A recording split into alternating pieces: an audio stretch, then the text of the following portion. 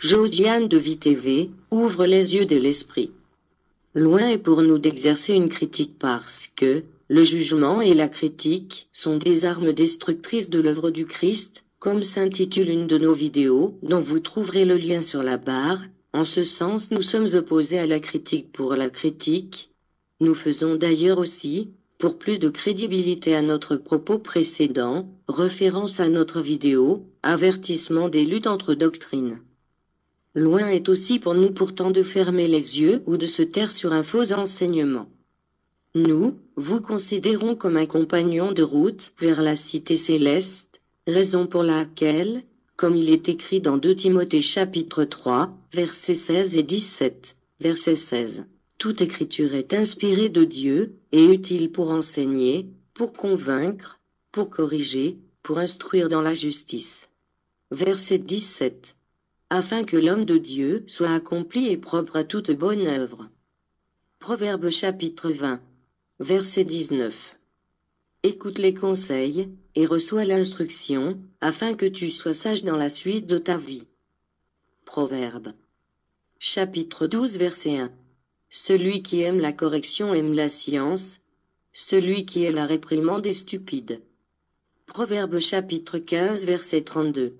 Celui qui rejette la correction méprise son âme, mais celui qui écoute la réprimande acquiert l'intelligence. Verset 33. La crainte de l'Éternel enseigne la sagesse, et l'humilité précède la gloire. Sœur Josiane, qui accepte la correction fait montre d'humilité, et il est nécessaire que tu rectifies le tir en corrigeant certains points de ton enseignement. Nous voulons d'abord te rappeler que la foi a ses dangers, surtout quand on se convainc d'avoir une grande foi ou d'avoir atteint les sommités spirituelles et que l'on commence alors à prendre ses propres convictions, sa conviction personnelle pour la pensée, pour la lumière du Saint-Esprit, pour la parole de Dieu. Je vous ai, vous sœur Josiane, contacté à cet effet par email, sans réponse de votre part. Sœur aimée en Christ Josiane, que la paix et l'amour de Jésus-Christ règnent non seulement entre toi et moi mais aussi entre tous les hommes. Pourquoi je m'adresse à toi aujourd'hui ?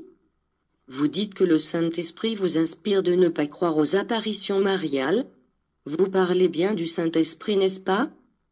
Ou bien vouliez-vous dire, ma conviction d'esprit, qui peut se tromper, ou bien vous insistez sur l'Esprit Saint en qui il n'y a aucune fausseté ? Vous dites non à la prière du chapelet. Savez-vous ce qu'est le contenu du chapelet ?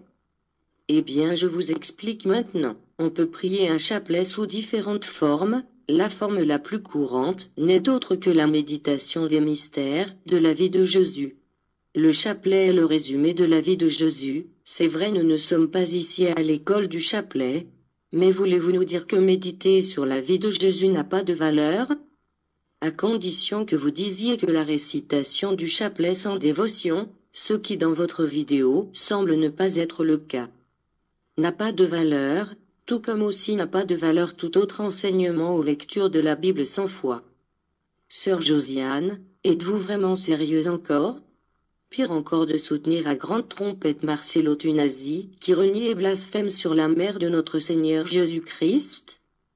Vous dites que prier Marie est une abomination, et moi de vous rétorquer, n'est-il pas une plus grande abomination de vouloir arracher le Fils à sa mère ? Pourquoi séparez-vous Marie de Jésus ? Ne crierez-vous pas au scandale si quelqu'un essayait de vous enlever vos enfants que vous avez portés dans votre sein pendant 9 mois ? Honore ton père et ta mère est un commandement de Dieu, et c'est justement ce même Jésus qui n'honorerait pas sa mère. Et quel chemin serait encore Jésus pour nous, s'il nous donne un exemple contraire à son commandement, à son enseignement ? Savez-vous que le malin, pour distraire quelqu'un et le détourner ou tout au moins le retarder de son objectif, peut dire 99,99% de vérité, et semer 0,01% de doute et de confusion, sur un pilier fondamental, pour gagner du terrain ? Raison pour laquelle nous vous invitons à interroger encore le Saint-Esprit, que vous dites vous habiter, ce que nous ne nions pas, sur qui est Marie, sinon mère de Jésus, une naissance divine avec une mission universelle, qui ne s'est pas arrêtée il y a 2000 ans et qu'elle, Marie, n'a jamais été une pécheresse, comme le prétendent beaucoup, cherchez à comprendre la généalogie de Marie. Vous vous rappelez de la parole de la bonne semence et de l'ivraie, Dieu laisse faire afin que les Écritures s'accomplissent, Dieu laisse l'idolâtrie, le dogmatisme et le fanatisme religieux pour accomplir le monde, non pas qu'il n'y ait pas une part de vérité dans les croyances, qui pratiquent ces choses abominables. Vous pouvez aussi regarder notre vidéo, dont le lien apparaît à la barre. Existe-t-il une religion sans fausse croyance? Je dirais mieux, toutes religions ont-elles une part de vérité? Comprenez que nous sommes à l'école du Christ, et ici comme ailleurs on retrouve les bons élèves, les moins bons et les mauvais. Cette anecdote vaut aussi pour les enseignants et leurs écoles, école ici comme religion, et pourtant, en dépit des multiples écoles et mauvaises interprétations des enseignements, comme la vôtre sur Marie, la doctrine de Jésus reste dans ce qu'elle est en réalité, vraie et dans sa quintessence. Revenons aux statues et autres reliques religieux, et sache qu'une statue est une œuvre humaine, une représentation humaine, mais cette imperfection humaine par la représentation matérielle des choses saintes, même si la Bible en dénonce, n'enlève pas le fait que Marie est la mère de Jésus. Encore vrai est que Marie n'est pas une statue, qu'elle demeure toujours la mère de notre Seigneur Jésus-Christ, et par ricochet notre mère aussi, si Christ est notre frère, notre roi, notre Dieu. Qui renie la mère qui a porté le Fils dans son sein pendant 9 mois renie aussi le Fils. Pourquoi justement veut-il séparer, arracher ses fils à sa mère? N'est-ce pas là aussi une abomination? L'œuvre du Fils sur terre fut une œuvre d'amour et de charité, qu'il nous laissa comme exemple, et même suspendu à la croix, et je cite un des passages les plus émouvants de la Passion du Christ. Alors que Jésus est déjà crucifié, voici que sa mère s'approche. Elle n'est accompagnée que du disciple que Jésus aimait, Jean. Tous les autres se sont enfuis, et il ne reste que quelques fidèles, dont plusieurs femmes. Alors, Jésus dit à Marie cette parole bouleversante. « Femme, voilà ton fils, et à Jean, voilà ta mère. » Pourquoi Jésus prononce-t-il ces paroles, et pourquoi éprouve-t-il le besoin de confier sa mère et son disciple l'un à l'autre? Qu'est-ce que cela veut dire pour nous? Et sur Marie? Or l'apôtre Jean est révélateur de l'Apocalypse, et est l'un des plus grands apôtres, et dont a été confié à Marie en ces termes, « Femme, voici ton fils ».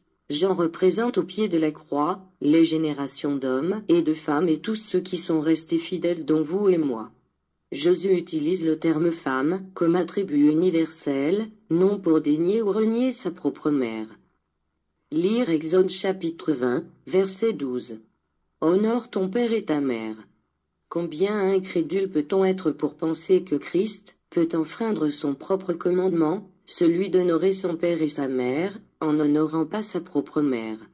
Mais comprenez plutôt que Jésus veut mettre l'accent sur la vocation universelle de la mère universelle, la mère de l'humanité, notre mère que Dieu nous donne par Jésus, non pas seulement comme mère propre à Jésus seul, qu'elle a portée dans son sein pendant 9 mois.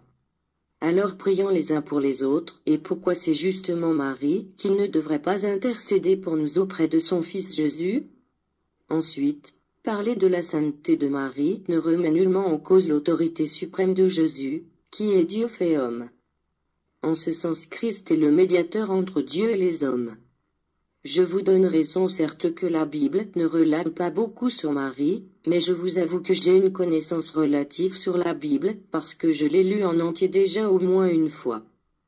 J'ai même prié le Christ de m'éclairer sur certains points difficiles à comprendre. C'est pour cette raison que j'ai cherché le moyen de partager avec vous dans la foi, non seulement la Bible mais des expériences personnelles parce que l'Esprit, la lumière de Dieu souffle là où il veut, quand il veut. Cela est aussi valable pour vous, mais attention de faire de vos convictions personnelles, la parole de Dieu ou bien en faire la volonté du Saint-Esprit. Pour revenir à des repères précis et concrets, je voudrais te faire savoir que Dieu n'a pas révélé toute sa dimension dans la Bible, encore moins aux apôtres de Jésus. Dieu a caché l'essence de Marie aux hommes, parce que n'est relaté dans la Bible que c'est eux que Dieu a bien voulu faire part aux hommes, à cette époque-là. Deuxièmement, Marie est passée silencieuse, pour donner l'exemple à la femme, quant à son rôle dans l'humanité, Marie est le modèle choisi par Dieu. Elle a certes joué sa mission sur terre, comme jeune fille à Nazareth, mais cela ne voulut pas dire que son rôle s'est arrêté là. Le prophète Isaïe 14, 7 avait annoncé des siècles auparavant la venue du Messie par une vierge, cette vierge, c'est Marie. Troisièmement, rappelle-toi la salutation de l'ange Gabriel, l'envoyé de Dieu auprès de Marie, Luc chapitre 1, versets 24 à 38. Vous êtes bénie entre toutes les femmes, à suivre votre raisonnement, dois-je conclure que les femmes sont si mauvaises que la plus bénie d'entre toutes les femmes est une pécheresse? Ou bien alors que Dieu serait-il incapable de susciter une femme digne pour faire naître le Sauveur du monde, son Fils saint, et comment alors dire qu'un saint naisse d'une pécheresse? Non, arrêtons de blasphémer sur Marie. Bien sûr que tu me parleras du rite juif de la purification, Luc chapitre 2 verset 22, que Marie a pratiqué en allant présenter Jésus au temple. Je te répondrai que c'était juste un symbole d'humilité et d'obéissance à la loi de Moïse, tout comme fut le baptême de Jésus au Jourdain fut un symbole d'humilité et d'obéissance au Père. Enfin la femme de l'Apocalypse chapitre 12 verset 1 c'est Marie.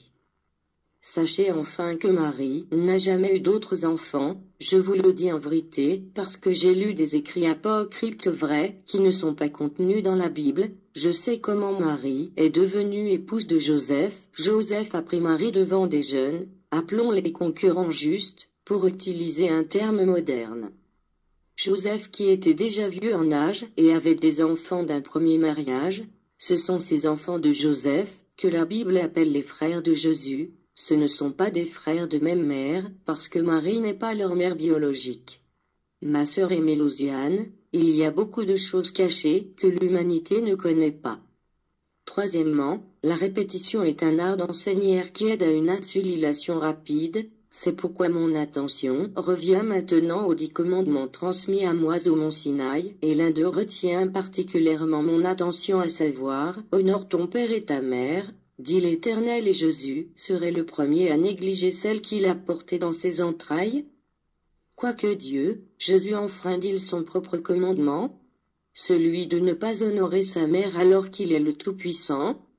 Sache que Marie est une bénédiction pour toi. Pourquoi? La parole de Jésus à Marie au pied de la croix, femme, voici ton fils, Jean 19h25-27, veut dire que Marie est la mère universelle, par ce Jean représentait alors la place de tous les hommes, que Jésus est venu sauver, donc vous et moi qui n'étions pas encore nés. C'est pourquoi Marie peut très efficacement intercéder auprès de son Fils, qui ne sait rien lui refuser, vous y gagnez à l'honorer au lieu de la blasphémer. Si vous souhaiteriez connaître d'autres aspects sur Marie, alors voici d'autres liens.